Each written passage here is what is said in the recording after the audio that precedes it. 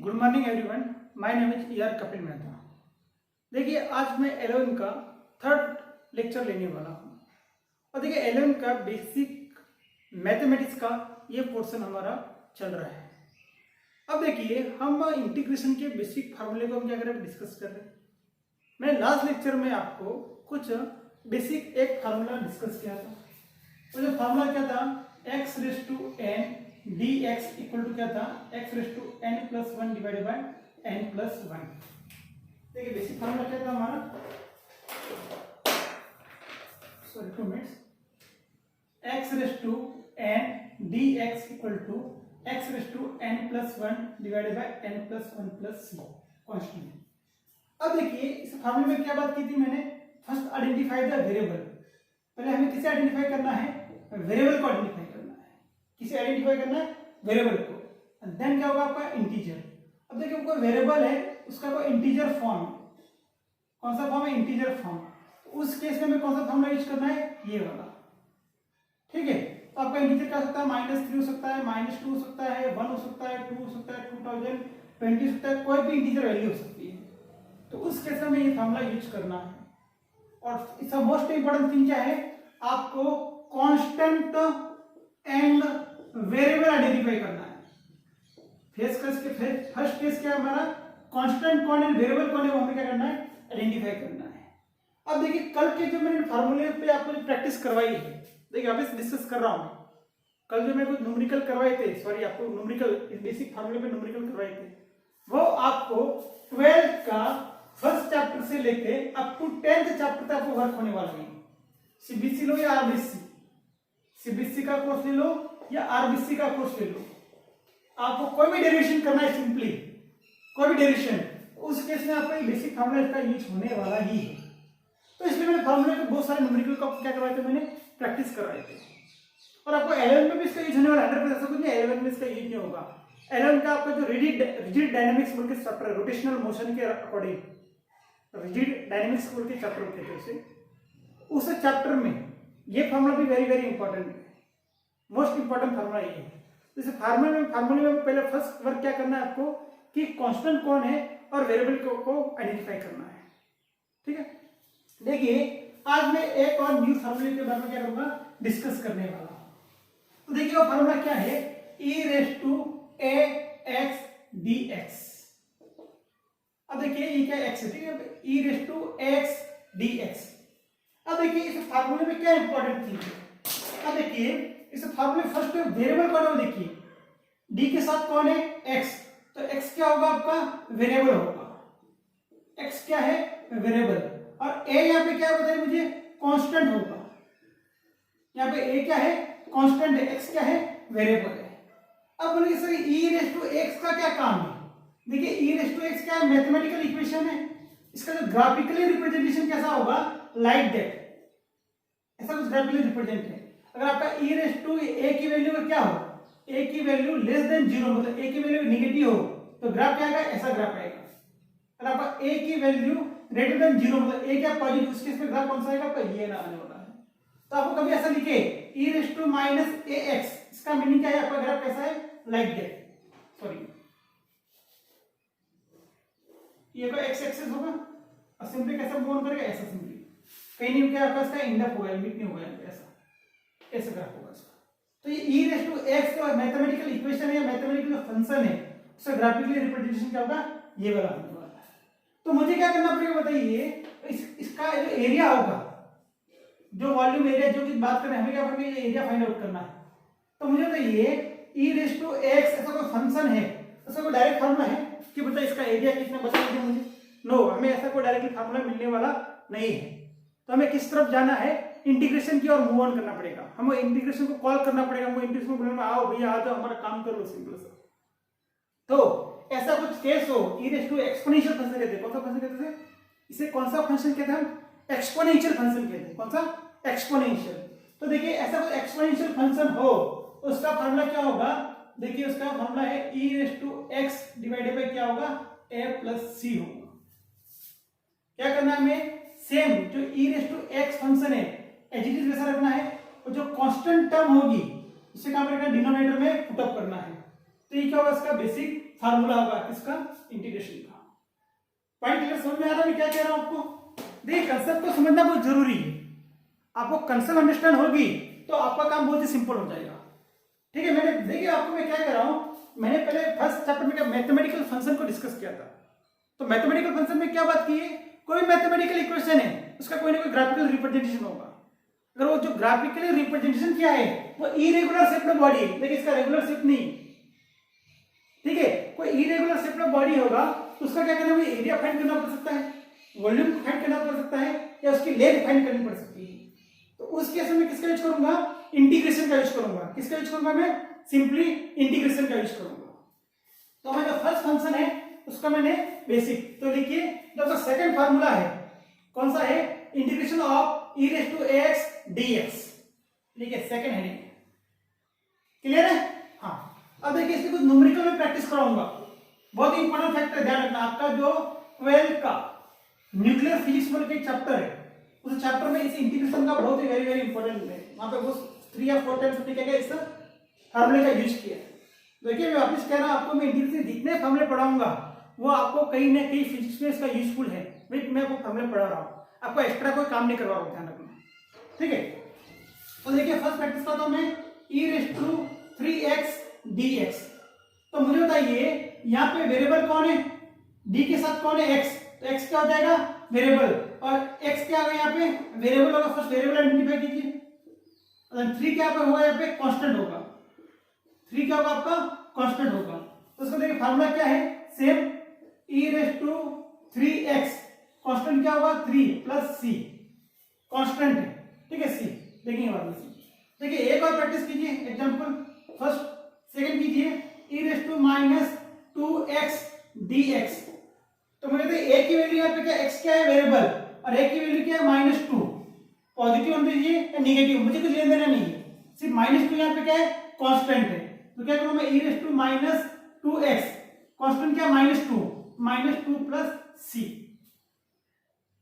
समझ में क्या कर रहा हूं, अंडरस्टैंड। ठीक है, एक और प्रैक्टिस कर लीजिए। मान लीजिए क्या करता हूं मैं, integration of e raise to 24y dy। तो मुझे बताइए यहाँ पे वेरिएबल कौन होगा, y होगा, और कांस्टेंट क्या है 24। तो लगाइए formula, e raise to 24y divided by 24 plus क्या होगा, c होगा। और लगाइए formula, e raise to minus 3t dt। तो बताइए किस फॉर्म में ये, e raise to x dx। देखिए ये मतलब x मतलब कुछ भी हो सकता है, x हो सकता है, y हो सकता है, z हो सकता है, m हो सकता है, a हो सकता है, कुछ भी हो सकता है। लेकिन जो d के साथ होगा वो क्या होगा, आपका वेरिएबल होगा। जो d के साथ होगा वो क्या होगा, वेरिएबल होगा। सिंपली आपको याद रखना है वेरिएबल क्या है, कांस्टेंट क्या आइडेंटिफाई करना बहुत जरूरी है। तो मुझे बताइए किस फॉर्मूले में, e raise to minus 3t dt। तो क्या होगा ये बताइए, e raise to minus 3t divided by -3 plus क्या होगा, ये c हो जाएगा। एक और लिखिए, e raise to minus lambda t dt। ठीक है, यहाँ पे बताइए वेरिएबल कौन है, t आपका क्या है, वेरिएबल, t क्या है, वेरिएबल, और कांस्टेंट क्या होगा आपका, माइनस लैम्बडा होगा। a की वैल्यू क्या होगी आपकी, माइनस लैम्बडा होगा। a की वैल्यू क्या होगी आपकी, माइनस लैम्बडा होगा। तो क्या होगा बताइए, e raise to minus lambda t divided by क्या होगा, माइनस लैम्बडा प्लस क्या होगा, ये c हो जाएगा। अंडरस्टैंड मैन, क्लियर हो रहा है आपको कंसेप्ट इसका। देखिए e raise to minus lambda t divided by क्या, माइनस लैम्बडा प्लस c हो जाएगा। तो देखिए अब मुझे क्या करना है, फर्स्ट केस में क्या बात की आपको, ये जो फंक्शन है e raise to minus ax, इसका मीनिंग क्या है, ये ऐसा ग्राफिकली रिप्रेजेंट करता है उसको। ठीक है, ये होगा आपका x, मान लीजिए ऐसा शो कर रहा है फंक्शन। तो मान लीजिए जब मैं इंटीग्रेशन कर रहा हूं इसका टोटल, इसका मीनिंग क्या है, मैं 0 से स्टार्ट पूरा टोटल इंटीग्रेट कर रहा हूं इसको। पर मुझे क्या करना पड़ सकता है कि मान लीजिए मुझे कुछ एरिया में इंटरेस्ट होता है, मुझे कोई एरिया फाइंड करना है। कहां से फाइंड करना है, 0 से लेकर, कहां भी हो सकता है, x1 हो सकता है। देखिए किसी पर्टिकुलर x कोऑर्डिनेट में यहां पे हो सकता है, ये 2 हो सकता है, 4 हो सकता है, 6 हो सकता है, 8 हो सकता है, आपको कहां तक होगा, इनफाइनाइट तक हो सकता है। ठीक है, x का जो कोऑर्डिनेट कहां तक जा सकता है, इनफाइनाइट तक जा सकता है। तो कुछ पर्टिकुलर वैल्यू हो सकती है, 2 हो सकती है, 6 हो सकती है, 8 हो सकती है, 10, 25, 100, थाउजेंड्स, लाख, इनफाइनाइट। तो मेरा इंटरेस्ट क्या है कि मुझे किसी पर्टिकुलर रेंज तक क्या करना है, उसका एरिया फाइंड करना है। तो मैं रेंज क्या मानता हूँ, 0 से लेकर इनफाइनाइट फाइंड करता हूँ। फॉर एग्जांपल मेरा एरिया ऑफ इंटरेस्ट क्या होगा, मुझे टोटल कितना है, देखिए ये जो लाइन है ना आपको इनफाइनाइट तक जाती हुई दिखी है, आपको कैमरा में विजिबल हो रहा है, आई डोंट नो। तो वापस इधर कर लेता हूँ, क्या करना चाहता हूँ आपको, सॉरी उधर आपको क्लियर विजिबल नहीं होगा। देखिए मैं क्या डिस्कस कर रहा हूँ, हमारा e raise to minus ax है, इस फंक्शन को कैसे शो करता हूँ मैं, लाइक दैट, ऐसा। और ये जो x एक्सिस है आपको इनफाइनाइट तक है, कहां तक है, इनफाइनाइट। ये लाइन कहां तक, कभी इनफाइनाइट पे जाके क्या जाएगी, मिल जाएगी। ठीक है, तो देखिए मेरा इंटरेस्ट क्या सकता है, मुझे क्या फाइंड करना है, एरिया फाइंड करना है मुझे। ये टोटल क्या कवर, जितना कवर किया ना एरिया मुझे फाइंड करना है। तो कहां से स्टार्ट हो रहा है, 0 से स्टार्ट हो रहा है और एंड कहां पे, इनफाइनाइट है। तो मेरा एरिया ऑफ इंटरेस्ट क्या है कि मुझे क्या करना है, टोटल फाइंड करना है, 0 से लेकर इनफाइनाइट फाइंड करना है। तो उस केस में मैं क्या करूंगा, मुझे क्या करना है, डिस्कस करना है। तो देखिए मैं इंटीग्रेट करता हूं। देखिए ये जो पर्टिकुलर फार्मूला करवा रहा हूं, वापस करा, न्यूक्लियर फिजिक्स में इसका यूज है, इसलिए मैं क्या कर रहा हूं, फार्मूला का काम करवा रहा हूं।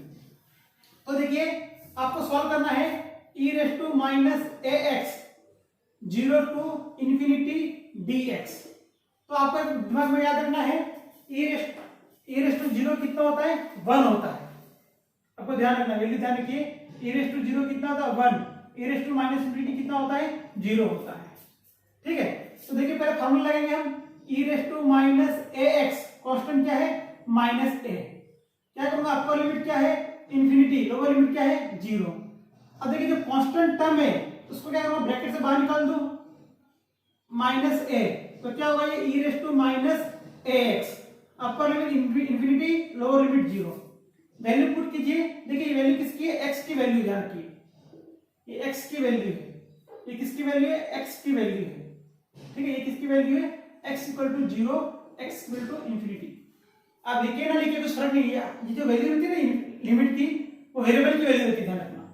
देखिए मैं वापस कह रहा हूं, जो लिमिट की वैल्यू होती है वो वैल्यू किसकी रिगार्डिंग होती है, वेरिएबल की रिगार्डिंग होती है, ये पॉइंट ध्यान रखना आपको। तो क्या होगा, x equal to 0 to x equal to infinite, तो -1 अपॉन a, अपर लिमिट क्या है, e raise to a infinite minus e raise to, तो 0 पुट करते हो क्या होगा, -0 हो जाएगा ये। ठीक है, a इंटू इनफाइनाइट क्या हो जाएगा, टोटल इनफाइनाइट हो जाएगा, माइनस इनफाइनाइट टू 0। और मुझे बताइए इनफाइनाइट की वैल्यू कितनी बताई है मैंने, इनफाइनाइट की वैल्यू कितनी होती है, 0। और e raise to minus 0, e raise to 0 कितना होता है, 1 होता है। तो इसकी वैल्यू क्या होगी, ये 0 माइनस और माइनस कितना हो जाएगा, ये 1 अपॉन a हो जाएगा। ठीक है, देखिए वापस करा 12th का न्यूक्लियर फिजिक्स का जो चैप्टर है उसमें इसका यूज है। वापस करा ये जो 3 और 4 आवर्स का जो मैं लेक्चर पढ़ा रहा हूं आपको, टोटल 4-5 लेक्चर होंगे टोटल हाफ आवर के, टोटल 3.5-4 आवर का हमारा कोर्स है मैथमेटिक्स, बेसिक मैथमेटिक्स का। आपने ये कवर कर लिया, आपको कहीं रुकने की जरूरत नहीं है, आपको इंटीग्रेशन के रिगार्डिंग कोई ही डाउट नहीं आने वाला है। एक और ट्राई कीजिए, e raise to minus lambda t dt, 0 से लेकर कहां तक, इनफाइनाइट तक। अब मुझे बात बताइए, यहाँ पे ये लैम्बडा है, ठीक है, दिस इज लैम्बडा, यहाँ पे वेरिएबल कौन होगा, t होगा आपका वेरिएबल, t का हो गया आपका वेरिएबल।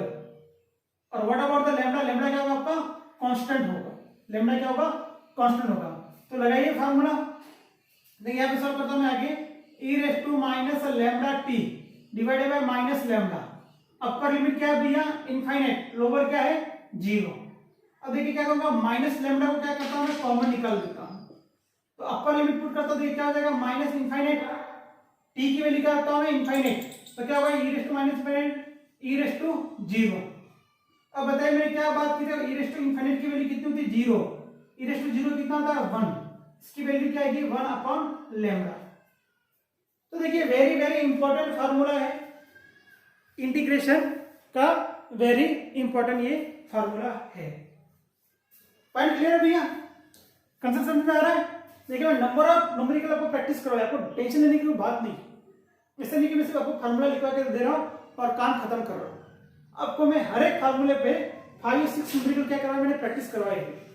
तो आपको नंबर ऑफ टाइम प्रैक्टिस कीजिए, देखिए एक बार में नहीं आएगा इंटीग्रेशन, आपको नंबर ऑफ टाइम क्या करना पड़ेगा, इसको प्रैक्टिस करना पड़ेगा। और जब नंबर ऑफ टाइम प्रैक्टिस करोगे तो आपको इजीली काम हो जाएगा। अगर आप सोचते हो हाँ मैं एक बार काम कर लो, अभी एक बार फार्मूला देख लिया मेरा काम हो जाएगा, भैया मैथमेटिक्स में नंबर ऑफ टाइम प्रैक्टिस करना पड़ेगा आपको, तभी आपको चीजें क्या होगी, क्लियर होगी आपको। ऐसे इजीली इतना क्लियर होने वाला नहीं है। ठीक है, ये क्या है, मैथमेटिक्स है, ट्राइड एंड ट्राइड। ठीक है, देखिए सेकंड फार्मूला हो गया हमारा e⁻x वाला। अब देखिए थर्ड फार्मूला लिखिए इसका। वापिस कह रहा हूं मैं, इंटीग्रेशन की नंबर ऑफ फार्मूले की लिस्ट है, तो मैं आपको उतना ही फार्मूले करवाऊंगा जो हमारे 11 12 फिजिक्स के रिगार्डिंग है। बाकी मैं ज्यादा इंटरेस्ट लेने वाला नहीं, मुझे मैथमेटिक्स नहीं पढ़ाना है। मैं आपको वापिस कह रहा हूं, बॉडी के कुछ पार्ट का कुछ काम है मुझे। ठीक है, कल मुझे खेती में काम करना है।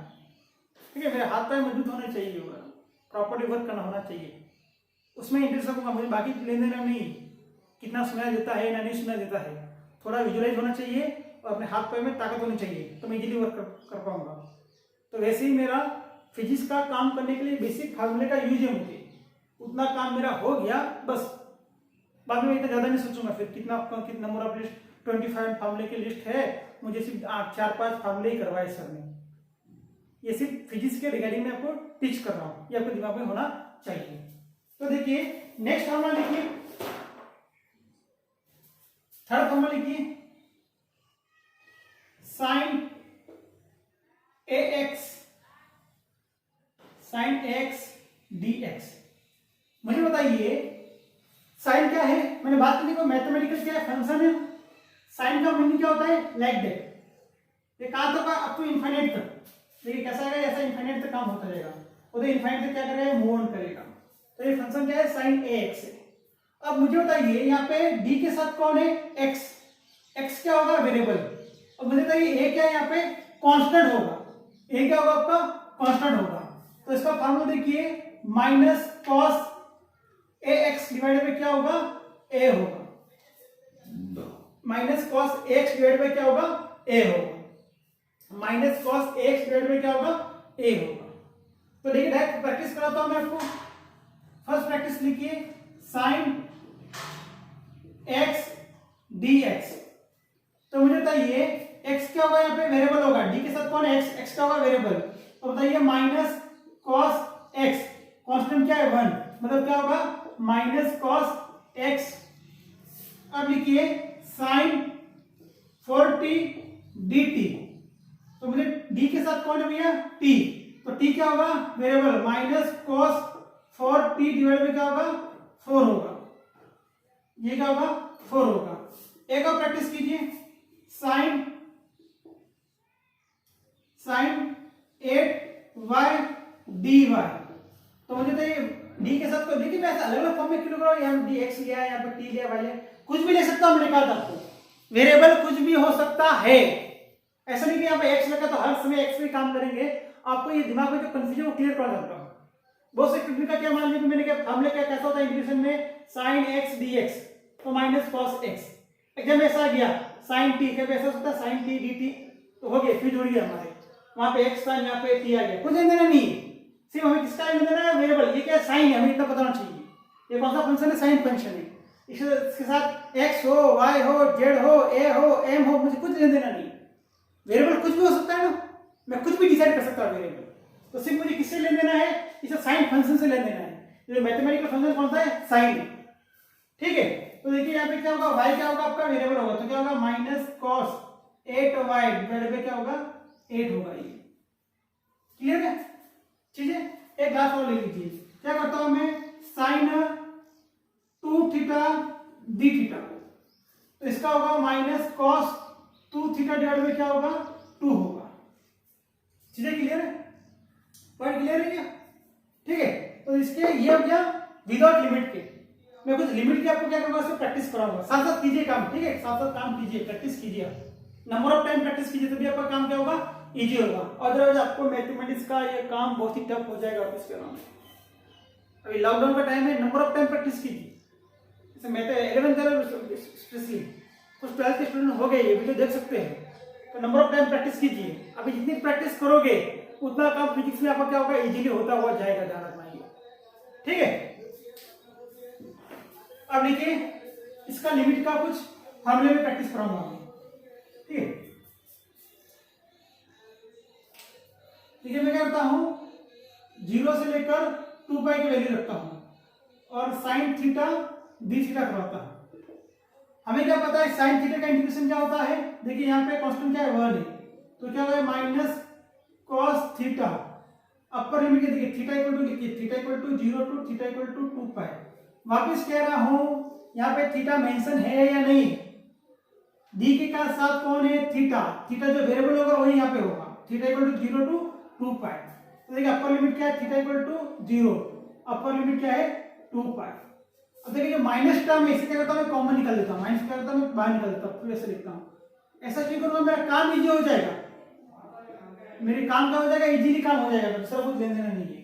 अब देखिए थीटा की वैल्यू क्या है, अपर क्या है 2 पाई, लोअर क्या है 0, तो फर्स्ट किसे पुट अप करूंगा मैं अपर वैल्यू को, तो cos 2 पाई माइनस क्या होगा cos 0 हो जाएगा। और आपको पता है या नहीं पता बताइए मुझे, cos 2 पाई की वैल्यू कितनी होती है 1 होती है, यानी cos 0 की वैल्यू भी क्या होती है 1 होती है। तो क्या होगा देखिए माइनस 1 1 माइनस 1 ये क्या होगा, इसकी वैल्यू क्या होगा 0 होगा। 100% काम में आएगा। अल्टरनेटिव करंट आपका चैप्टर है 12 में, अल्टरनेटिंग करंट में इसका फॉर्मूला का यूज है, 100% यूज है इसका, इसलिए करवा रहा हूं मैं, कोई टाइम पास नहीं कर रहा हूं, ध्यान रखना कोई टाइम पास नहीं चल रहा है। जब 12 के रिगार्डिंग 11 के रिगार्डिंग बेसिक मैथमेटिकल फार्मूले का यूज होगा इंटीग्रेशन का, वही फार्मूला आपको मैं करवाऊंगा। अब मैं आपको हर चैप्टर को मेंशन कर रहा हूं, इस चैप्टर में ये फार्मूला का क्या होगा यूज होगा। ये वापस क्या स्पेशली फॉर बायोलॉजी क्लास के लिए काम चल रहा है, ठीक है, स्पेशली फॉर बायोलॉजी क्लास, जो बायोलॉजी के स्टूडेंट है ना उनके लिए काम चल रहा है, ठीक है। अब देखिए और काम कीजिए, कंप्लीट कीजिए, साथ साथ काम कीजिए, ठीक है, साथ साथ कंप्लीट कीजिए। हाँ अब देखिए मैं क्या करता हूं, इसकी जो अपर लिमिट कितना पुट करता हूं मैं पाई पुट करता हूं, कितना पाई करता हूं पाई पुट करता हूं। तो बताइए साइन थीटा का इंटीग्रेशन क्या होगा माइनस कॉस थीटा, पुट कीजिए अपर लिमिट, लोअर लिमिट क्या theta equal to 0, upper limit theta equal to क्या है 2 पाई, लोअर लिमिट क्या theta equal to 0, upper limit क्या थीटा इक्वल टू 2 पाई। अब देखिए मैं क्या करूंगा, फर्स्ट माइनस को कॉमन निकालूंगा, then cos theta, upper limit क्या है 2 पाई, लोअर लिमिट क्या है 0।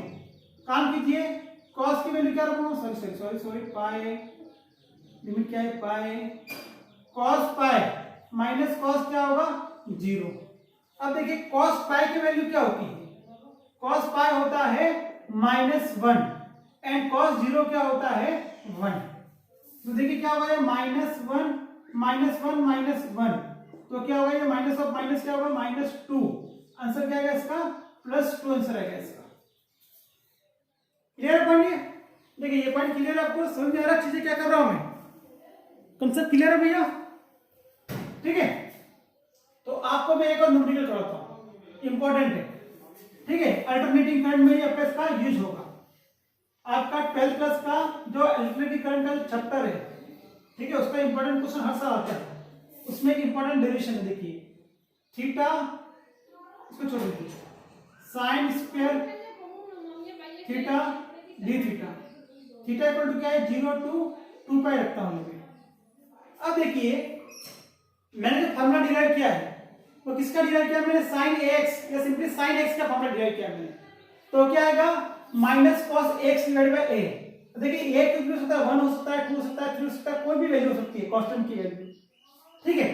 अब देखिए हम जो साइन स्क्वायर थीटा है इसका डायरेक्ट फार्मूला नहीं है, बट हमें मैथमेटिक्स में बेसिक फार्मूला है sine square theta, sine square theta equal to क्या होता है 1 minus cos 2 theta divided by क्या होता 2 थीटा होगा, ठीक है। और आपको एक बात दिमाग में रखनी है, यहाँ पे देखिए लिख देता हूं मैं, integration of cos A theta equal to क्या होता है sine A theta divided by क्या होता है ए होता है। जैसे साइन एक्स का इंटीग्रेशन क्या है minus cos X divided by A, जैसे कॉस थीटा का क्या होता है sine A theta divided by क्या होता है ए होता है। ये किसका हो गया आपका कॉस का और ये होगा साइन का। तो क्या करूंगा simply sine square theta equal to क्या होता है 1 minus cos 2 theta divided by क्या होगा 2 होगा। तो जस्ट वैल्यू पुट अप कीजिए, देखिए थीटा इक्वल टू 0 टू 2 पाई, देखिए इसकी वैल्यू क्या है 1 minus cos 2 theta divided by क्या है 2, और ये क्या होगा d थीटा। अब देखिए टर्म है 1/2 को क्या करता हूं मैं कॉमन निकालता हूं, यहां पे क्या करूंगा देखिए 1/2 को कॉमन निकाला, थीटा इक्वल टू 0 2 पाई, तो ये क्या होगा 1 minus cos 2 theta d theta होगा। देखिए 1 minus cos 2 theta d theta होगा, ठीक है। थोड़ा काम अच्छा हो जाएगा, काम हो जाएगा, अपना काम हो जाएगा। हाँ ठीक है, स्टेप क्लियर है यहाँ पे। अब देखिए मैंने एक बात की थी आपको फंक्शन याद आता है नहीं, मैं बता देता हूँ आपको। कोई F of X plus G of X, ये क्या है डी ऑफ एक्स, इसे क्या करूंगा मैं F of X D X plus G of X D X से लिख सकता हूं। तो वैसे यहां मान लीजिए 1 क्या है आपका एफ ऑफ एक्स है, cos 2 थीटा क्या है आपका जी ऑफ एक्स है। तो यहाँ पे क्या करूंगा, देखिए बहुत ही लेंथी न्यूमेरिकल है, आपको मैं करवा रहा हूँ, अब आप काम इजी हो जाए। 12th की प्रैक्टिस अभी करवा रहा हूँ, ठीक है। मैं प्रैक्टिस हो जाए एक बार, उस समय कोई नया नहीं होना चाहिए, ऐसा नहीं होना चाहिए जिंदगी में मेरे को भी कोई देखा नहीं ये चीजें, ठीक है। तो क्या होगा ये cos 2 थीटा डी थीटा हो जाएगा ये, ठीक है। अब मुझे बताइए, हाँ यहाँ पे आ जाइए, यहाँ पे डी थीटा का इंटीग्रेशन क्या होगा बताइए मुझे। dx का इंटीग्रेशन क्या है x, dy का इंटीग्रेशन क्या है y, dt का इंटीग्रेशन क्या है t, dm का इंटीग्रेशन क्या है m। याद आ रहा है ना कुछ, याद आ रहा है। dx का क्या होता है भैया x, dy का क्या होता है y, dt का क्या होता है t, dz का क्या होता है z। भैया प्रैक्टिस, जितना प्रैक्टिस उतना काम इजी होगा। प्रैक्टिस नहीं करोगे आपकी जिंदगी में कुछ नहीं है, ध्यान रखना, सोते उठ जाएंगे, ध्यान रखना, ठीक है। 1/2, देखिए इसका इंटीग्रेशन क्या होगा, हाँ तो क्या होगा देखिए theta upper limit 2 pi lower limit 0 minus, देखिए इसका क्या होगा cos a थीटा का क्या है sin a theta divided bye a, तो sin 2 थीटा डिवाइडेड बाय क्या होगा 2, अपर लिमिट क्या है 2 पाई, तो लोअर लिमिट क्या है 0, ये क्लोज हो जाएगा। अब देखिए 1/2 पुट अप कीजिए, अपर लिमिट क्या है 2 पाई माइनस 0, देखिए इसको 1/2 को कॉमन निकालता हूं, देखिए यहाँ 2 को क्या करूंगा मैं कॉमन लूंगा, तो वैल्यू पुट अप कीजिए, साइन थीटा की वैल्यू कितनी 2 पाई, 2 इंटू 2 पाई कितना होगा 4 पाई, माइनस साइन क्या होगा 0, ठीक है। अब देखिए क्या होगा 1/2, 2 पाई माइनस 1/2, साइन 4 पाई कितना होगा 0, साइन 0 क्या होगा 0, तो देखिए क्या होगा ये टर्म क्या हो जाएगी आपकी 0 हो जाएगी, तो क्या होगा 1/2 इंटू 2 पाई, आंसर क्या आएगा आपका पाई, आंसर क्या आएगा आपका पाई। देखिए ये जो मैंने न्यूमेरिकल प्रैक्टिस करवाया है आपको 12th में इसका यूज है, बट देखिए इसका 11th में कहीं ना कहीं यूज होगा, आपको टेंशन मत लीजिए, 11th में भी इसका यूज है। बट आपको इंटीग्रेशन के रिलेटेड जो बेसिक फार्मूले है, अभी तक का जो कंटेंट है लगभग सब कवर हो चुका है, लगभग 80-95% कवर हो चुका है, और जो कुछ बेसिक फार्मूले उसके एक एक न्यूमेरिकल में आपको करवा दूंगा और हमारा काम फिनिश हो जाएगा, ठीक है। तो मैं नेक्स्ट लेक्चर में डिफरेंशिएशन स्टार्ट करूंगा, कुछ न्यूमेरिकल आपको प्रैक्टिस के लिए दूंगा, और हम जो हमारा फर्स्ट क्या था मैथमेटिकल फंक्शन, सेकंड क्या था हमारा इंटीग्रेशन, और थर्ड क्या होगा आपका डिफरेंशिएशन, तो हम क्या करेंगे नेक्स्ट लेक्चर में हम देखेंगे। Thank you for watching my video, bye.